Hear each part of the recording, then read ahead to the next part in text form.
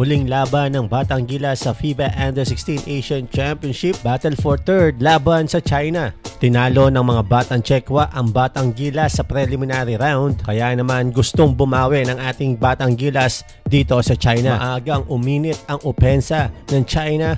10-point lead agad halfway sa first quarter, 14-4. Pero agad namang nakabalik ang Batang Gilas matapos ang floater ni Joaquin Ludovice. 9-0 run para sa Batang Gilas para ibaba ang kalamangan ng China sa isa, 14-13. Ayaw magpaiwan ng Batang Gilas. After 10 minutes of action, lamang ng tatlo ang China, 20-17. Sa second quarter, medyo inaala talaga ang outside shooting ng mga Batang Gilas, na isa sa mga strength ng Pilipinas dito sa FIBA Under-16 Asian Championship. Medyo nahihirapan talaga dahil tulad ng Australia, itong China malalaki. Under 4 minutes to play sa second quarter, umangat na siya 9 puntos ang lamang ng mga Batang China matapos ang 3-point shot ni Boy Wanjiang. Napahingi na tuloy ng timeout si Coach Josh Reyes, at matapos ang timeout na yon, back-to-back 3-point shots naman para sa Batang Gilas. Baba sa 3 ang lamang ng China, 30-27. China naman ang nahingi ng timeout. Biglang lipat sa China ang momentum, 9-0 rin, at tuluyan nang lumayo ang China dito sa Batang Gilas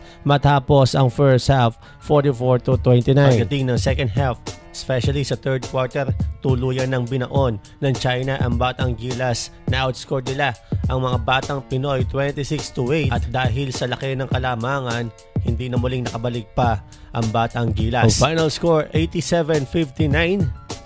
Out of 16 teams dito sa FIBA Under-16 Asian Championship, nagtapos sa pang-apat ang Pilipinas at pasok sa Under-17 FIBA World Cup next year sa Turkey.